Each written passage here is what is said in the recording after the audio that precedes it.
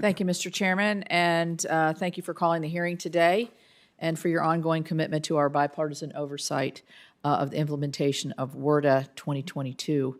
I look forward to hearing about the Corps' ongoing efforts to implement the law and then also your 2024 budget request. As ranking member of this committee, I recognize the important role that the Army Corps plays in safeguarding our communities and supporting growth.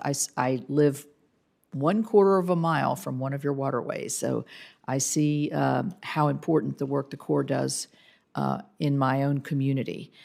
Since 2014, the committee has kept its biennial schedule of authorizing water resource projects and setting national policies for the Civil Works program of the Army Corps, and I look forward to continuing this track record next year. WRDA 2022 authorized 25 new projects and 6 modifications to existing projects around the country, including projects for navigation, flood and coastal storm risk management, and ecosystem restoration.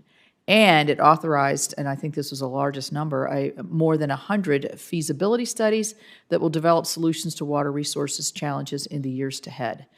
WRDA 2022 also included several policy changes that will help the Army Corps better succeed, I believe, in the Civil Works mission.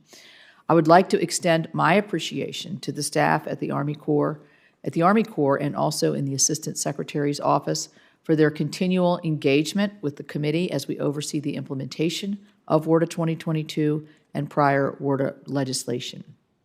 As my colleagues on this committee know so well, the Army Corps also has important regulatory responsibilities under other federal laws. These responsibilities include reviewing permit applications from public and private entities that are seeking to undertake important infrastructure projects or economic development projects across the country. One of those private entities, Nucor, announced last year that Mason County, West Virginia, will soon be home to the company's newest steel sheet mill.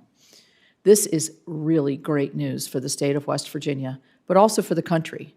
The committee has heard time and time again how product availability issues adversely impact the delivery of projects and the manufacture of goods.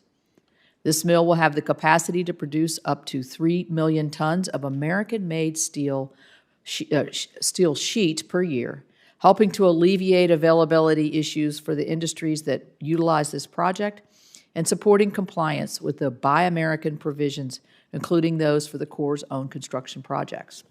According to Nucor, it will also have one of the lowest carbon footprints of any sheet mill in the world.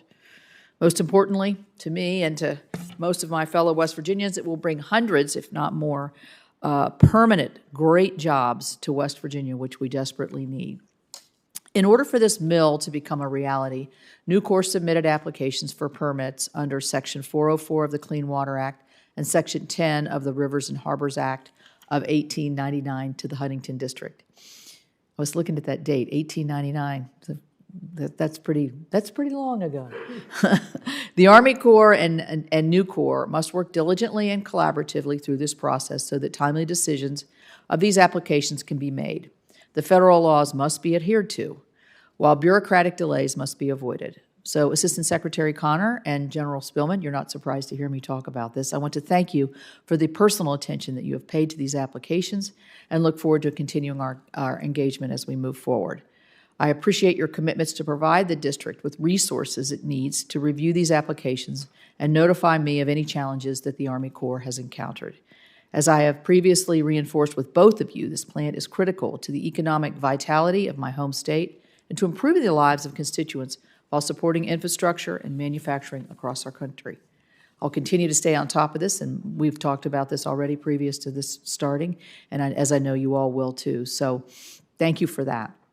Last year, the Army Corps also provided funding for the Kanawha River Basin Flood Risk Management Study. This study will focus on the area of West Virginia that was devastated in 2016, where we lost 26 people in a massive flash flood.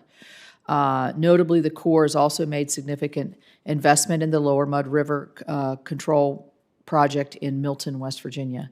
This funding will go towards constructing a levee and other measures to help ensure the long-term safety, prosperity of residents in the Milton area. So thank you very much for recognizing the importance of these projects to my state, the work of the Corps, and I'm sure each one of us could enumerate and probably will, projects in our state. The work of the Corps has and will continue to make a difference in communities across the state of West Virginia. Chairman Carper, I know before too long, we will be kicking off the process for WARDA 2024, and I look forward to continuing our partnership to develop bipartisan legislation. So let me, again, reiterate my gratitude towards our witness, and thank you for being here today.